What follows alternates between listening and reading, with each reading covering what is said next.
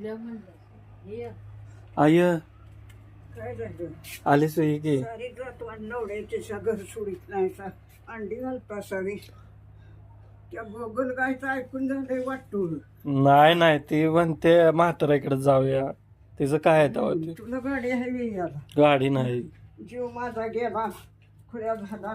रोज म्हणते गाठ घेऊन ये जा गाठ घेऊन दोन ये जा. लागे घेऊ शेला बस की आई त्याला डायव्हर परवा मामी म्हणत होती तू यायला लागल्यास तोवर म्हणायला लागली पाय कापायला लागले तू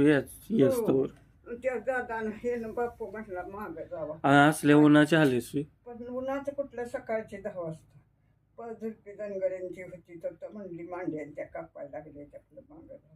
होय अजून औषध आहे की त्याचं दार लागलंय शेटे डॉक्टर होय होय त्याला डायव्हर एकाचा बघते ती त्याला म्हणलं जाऊन गाठ घेऊन ये जा हा? बसून अरे फिरत याचं चालत आलं म्हणून काही होतंय होय हा? तेवढंच व्यायाम झाला आपलं अंग हलकं होतं दिवस जावावं म्हटलं तर ते असं आहे घालणं आणि हे काय झालाय उन्हातच दम भरतोय रटतोय औषध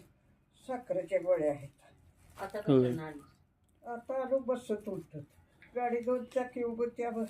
कुठं बसू त्या लोकांना धोंडा घे म्हणून आणि 4 चाकी गाडी आली ती ढिंपू झाली हो काय नाही मग सरबत करू का मग सरबत करतो करू नका सरबत पुन्हा चहा करायचा अरे बाबा काय झालं रे